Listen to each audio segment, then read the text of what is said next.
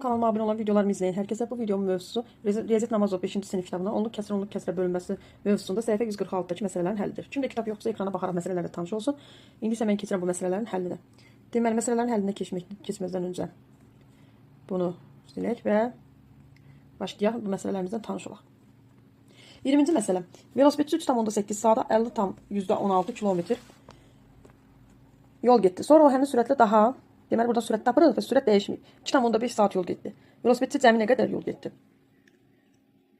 Velosipedçinin cəmi nə qədər yol getdiyini tapmaq üçün gəlin öncə birinci veriləndən buradan V-ni tapaq. V-nin düsturu nə idi? V bərabərdir S bölünsün T. V-miz S bölünsün T olduğuna görə bu da bərabərdir. V-miz S bölünsün T idi. Bərabər olacaq. Yine məsələnin özü ilə tanış olaq. Deməli, burada yerinə qoyuruq. 50,16-nı biz bölməliyik 3,8-ə. Bərabərdir. 50,16-nı böləndə 3,8-ə cavab eləyir 13,2 km bölünsün saat. Bu sürətidir. Sürəti dəyişmədi. Yəni həmin sürətlə 2,5 saat yol getdi. Buradan yenə S-i tapırıq. Yəni burada S1 idi. Bunu S2 adlandıraq. İkinci yolu. Deməli, V vurulsun T düsturuna 13,2-ni vurmalıyıq 2,5-ə. 13,2-ni vursaq 2,5-ə. Vursaq 2,5-ə alacağıq 33.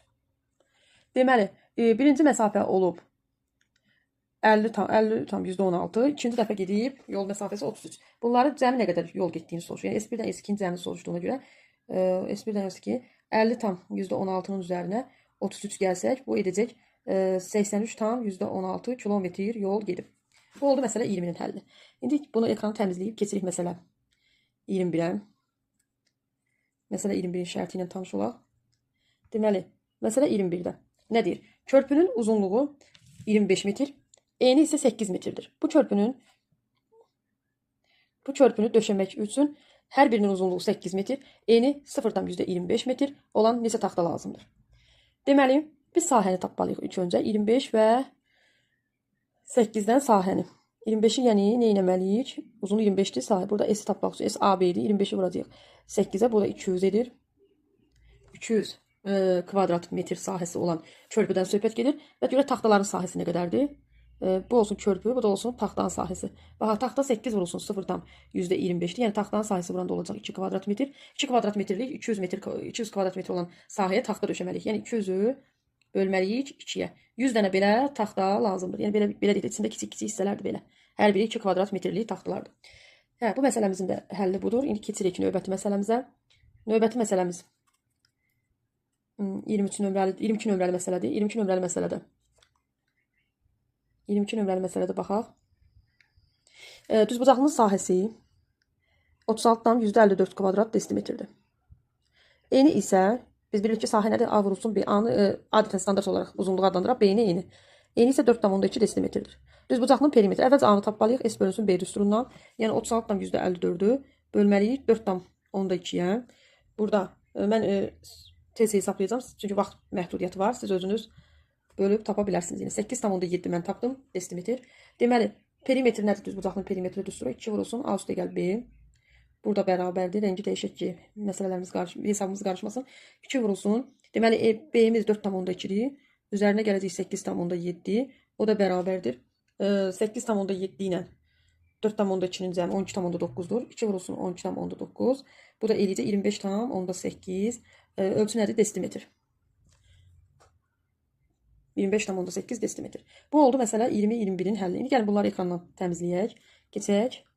Növbəti məsələlərimizin həllinə baxaq.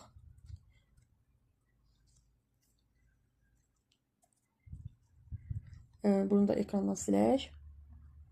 Və növbəti məsələnin həllini götürək.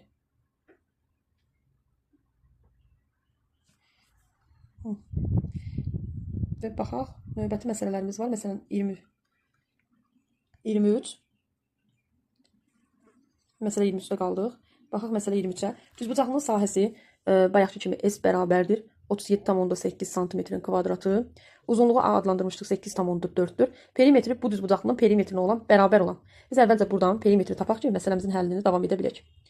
B-ni tapaq, yəni eni tapmalıyıq bunun üçün. 37 tam %84'ü böləcəyik 37 tam onda 8'i daha doğrusu böləcəyik 8 tam onda 4'e 4 tam onda 5 bu eyni oldu. İndi gəlin perimetri tapaq düz bucaqla. 2 vurulsun A üstə gəl B düsturundan. Bərabər olacaq. 2 vurulsun 8 tam onda 4'dən 4 tam onda 5'in cəminə. 2 vurulsun 12 tam onda 9. O da 25 tam onda 8. 25 tam onda 8 aldıq bunun perimetri. Deyir ki kvadratın perimetri də buna bərabərdir. Kvadratın perimetri də əgər buna bərabərdirsə sahəsini tapmalıyıq. Onda belə eləyəcəyik. Əvvəlcə perimetri buna bərabər kvadrat götürək. Perimetri buna bərabər kvadrat götürək. Kvadratın perimetri düstur nədir? 4A. 4A bərabər 25 tam onda 8. Buradan da A-nı tapacağıq. 6 tam %45. Kvadratın da sahəsi A kvadrat olduğuna görə 6 tam %45'i 6 tam %45'e vursaq bərabər olacaq. 6 tam %45'e vursaq 41 tam 10.000'də 6025 ölçü vahidi ne idi orada? Ölçü vahidimiz santimetr idi. Deməli bərabər olacaq santimetrin kvadratına. Bu da bu məsələmizin həlli. Keçək növbəti məsələyə. Pozanı götürüb pozaq. Keçək növbəti məsələmizin həllinə.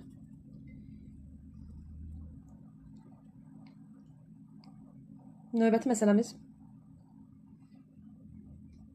24 nömrəli məsələdir. Kater çayın axını ilə 3 saata 69 kilometr. Çayın axınına qarşı isə 2,5 saata 43,5 kilometr yol getdi. Katerin öz sürətini tapın. Çayın axını ilə bilirdik ki, V kater üstə gəl V çay vurulsun T bərabərdir S. Bu axını ilə olan düsturdur. Axına qarşı V kater çıxılsın V çay vurulsun T bərabərdir S. Bu da axına qarşıdır. Hə, indi axın ilə deyəndə buradan V katerinə V çayın cəmini tapa bilərik. V kater üstə gəl V çay bərabər olacaq 69 bölünsün 3, o da bərabərdir 23 kilometr saat. Yer olmadığı üçün yazmıram. Axına qarşıda da eyni hesablayırıq. V kater çıxılsın V çay axına qarşı olanda 43,5'i böləcəyik 2,5'e. 43,5'i böləndə 2,5'e 17,4 alınır. Yəni V kater çıxılsın V çay bərabərdir 17,4. Deməli biz toplamasında 23 aldıq. Fərqində bizə burada katerin öz sürətini istəyir. Yəni V kater istəyir burada. Gəlin belə eləyək. Buraları təmizləyək. Bunların hər ikisində. Buna yazaq 23. Buna da yazaq 17,4. Və yenidən aşağıları da təmizləyək ki, hesablamamızı davam edək. Deməli, nə eləyəcək burada? Hə, burada necə eləyəcək? Bunu sistem tənlik kimi edə bilərik. Yəni, tərəf-tərəfi toplasaq, V çaylar biri mənfi, biri müsbət gedir. 2 V kater, yəni V kater üstə gəl V kater bərabərdir. 23 üstə gəl 17,4 alacaq. 17,4 alacaq. Bu da eləyəcək 2 V kater. Hə, bərabərdir.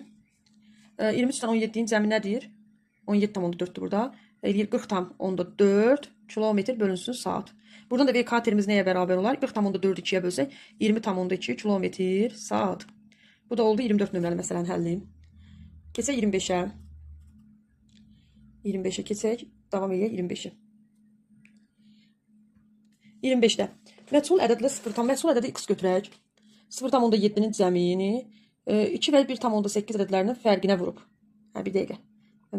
Bu cəmi 2 və 1,8 ədədlərinin fərqinə vurub. Hasildə 0,78 aldılar. Bu bizim tənliyimiz. İndi bu tənliyi həll etmək lazımdır. X üstə gəl 0,7 vurulsun 0,2 bərabərdir 0,78. Buradan da x üstə gəl 0,7 bərabərdir 0,78 bölünsün 0,2. Burada bir şey sizə izah edeyim ki, vergülləri sayına ata bilərik. Yəni 7,8'e düşəcək. X üstə gəl 0,7, yəni 7,8 bölünsün 2 olmalıdır. X üstə gəl 0,7 bərabərdir 3,9'a. Buradan da x nəyə bərabər olar? 25'də. Deməli 3,9'dan 0,7 çıxacaq. Buradan da x'imiz bərabər olacaq 3,2'yə. Cavabımız 3,2. Bu da 25 nömrəli məsələnin həlli. Qalan digər məsələlərimizə də arzu olaraq baxaq. Bunları ekrandan təmizləyək.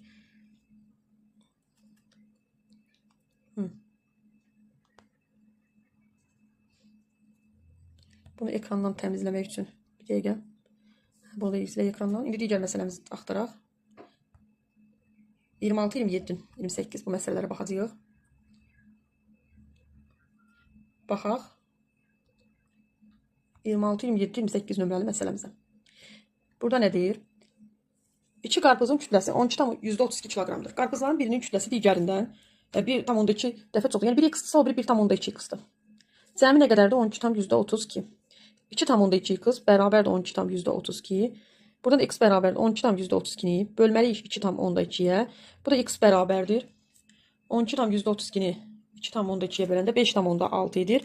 Bu biri üçündür. Hər qarpızın kütləsini istəyir. Digəri isə bundan 1, yəni bu x-in qiymətidir. 1,2 qədər çoxdursa, bunu 1,2-yə vuranda 6,72. İndi keçək növbəti məsələmizə. 27 məsələ. Qeyd edim ki, mən bu məsələləri heç bir yerdə yazmamışam, həll etməmişəm. Vaxt baxımından vaxtım yoxdur deyə. Elə dedim ekranda belə həll etdikcə sizinlə də paylaşım. 27. Ona görə də bəzən hesab səhvləri ola bilər bəzi yerlərdə. Amma mənə elə gəlir ki, yoxdur. Yenə də siz baxa bilərsiniz. 27-yə baxaq. 3 yemişin kütləsi 12,5 kiloqram. 3 dənə yemiş verilib. 1, 2, 3. Adlandıraq bunları. Məsələn, həllini başa düşmək üçün. Bir yerdə bunların kütləsi 12,5-dir. İkinci yemişin kütləsi birinci yemişin kütləsindən. Deməli, ikinci çoxsa birinci x qoyaq, ikinciyə adlandıraq 1,5x. Üçüncü kütləsi isə birinci kütləsində 2,5. Bu da olsun 2,5x.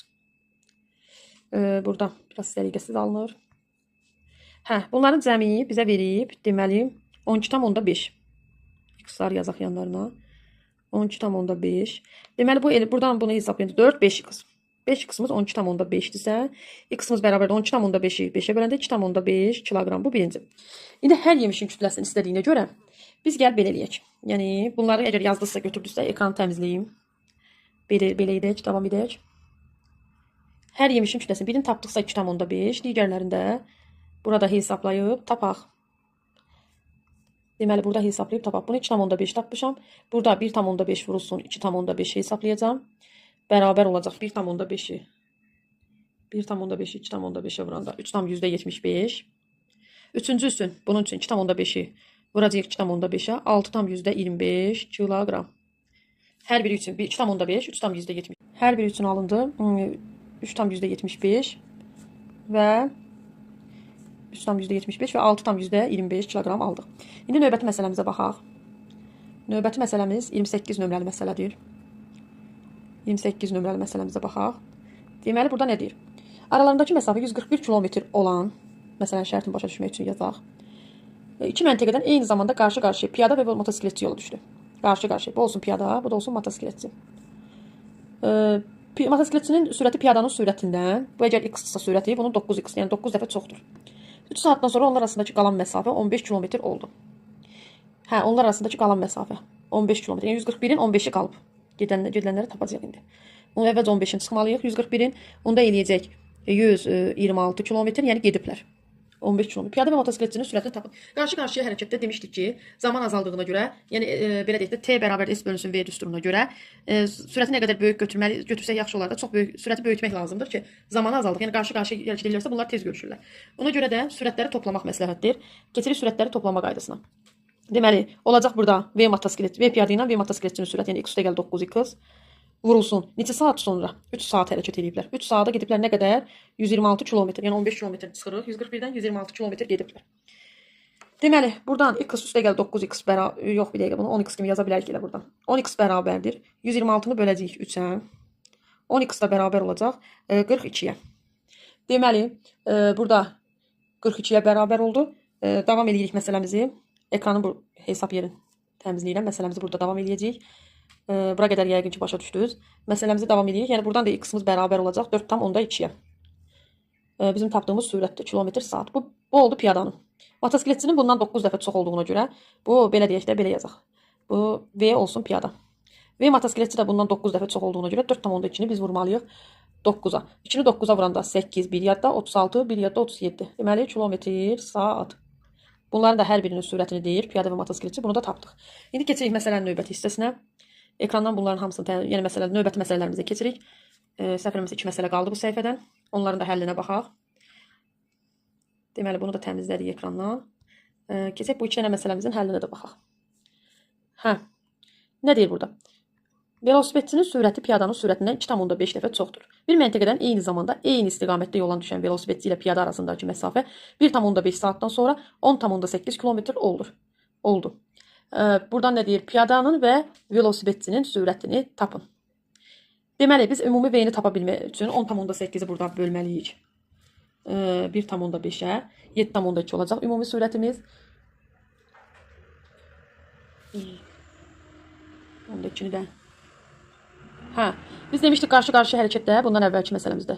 Sürəti, zamanı, yol məsafəni belə deyək də, zamanı azaltmaq üçün toplayırdıq. Eyni istiqamətli hərəkətdə isə, belə deyək, eyni istiqamətli hərəkətdə isə sürətlər çıxılır. Piyadanın sürəti 2,5-dirsə, ondan çıxmalıyıq. Yəni velosipedçinin sürəti 2,5x-sa, yəni çoxdursa, çıxmalıyıq piyadanın sürətin. Onu da vurmalıyıq 1,5-ə, o da bərabər olacaq 10,8-ə. Buradan da belə çıxır ki, 1,5x bərabərdir 10,8 bölünsün 1,5. Bu da 1,5x bərabərdir 7,2 alınacaq. X da bərabərdir 7,2-ni 1,5-ə bölsək, x-imiz bərabər olacaq. X-imiz nədir burada? Piyadanın sürətidir. 4,8 km/saat. Görürük ki, burada piyada və velosipedçinin hər birinin sürətini istəyir. Bayaqki kimi ekranı təmizləyək. Yəqin ki, yazdınız bura qədər. Hər birinin ayrılıqda sizin üçün göstərim. Deməli, V piyada tapmışıq 4,8 km. V velosipedçi isə bundan 2,5 dəfə çoxdursa, bunu vurmalıyıq 4,8-ə. 2,5-i vuracağıq 4,8-ə. Bir dəqiqə, 2,5-ə vursaq. 12 km/saat da alacağıq velosipedçinin sürətini. Bu da bu məsələnin həlli. İndi gəlin keçək. Bu ekranı pozmaq vaxt aparacaq. Növbəti məsələmizin həllinə, 30 nömrəli məsələnin həllinə baxaq. Deməli, sürət qatarı 2,5 saata 175 km. Yük qatarı isə 6 saata 288 km yol getdi. Bir stansiyadan eyni zamanda eyni istiqamətdə yola düşən bu qatarlar arasındakı məsafə neçə saatdan sonra 70,4. Hər biri üçün sürəti tapırıq birinci, ilk növbədə. V qatar üçün, sürət qatarı üçün tapmaq üçün 175-i bölməliyik 2,5-ə. 175-i bölsək 2,5-ə 70 alacağıq buradan. Sonra V biri yük qatarıdır, biri sürət qatarı. Onu da belə aid edək bunu. Hər ikisi qatardır. Buna sürət yazaq, buna da Y yazaq. Bu olsun, su olsun ki, ayırmaq üçün. 288-i böləcək bunda da 6-ya. Yəni V nəyə bərabərdir? S bölünsün T düsturuna görə. Zamanı bölürük sağda. Zamanı sağda bölürük. Buradan da alacağıq 48. Mən sadəcə sonlarını yazmamışam bunların. Kilometr bölünsün saat. Vahidlərində yazsaq yanına. Bu da kilometr bölünsün saat. İndi nə deyir? Eyni zamanda eyni istiqamətdə yola düşəndə nə edirdi? Sürətlər çıxılırdı. Deməli bu 70-dən biz çıxacağıq 48-i. Vurmalıyıq. Neçə saat? Neçə saat bilmirik saatı. T-ni cavab olacaq 70,4 km. 70-dən 48 çıxanda 22 eləyir. 22 vurulsun T bərabərdir 70,4. Buradan da T bərabərdir 70,4 bölünsün 22. T'miz də bərabər olacaq. 70,4-ü 22-yə böləndə 3,2 saat edir. Bu məsələnin də cavabı 3,2 saatdır.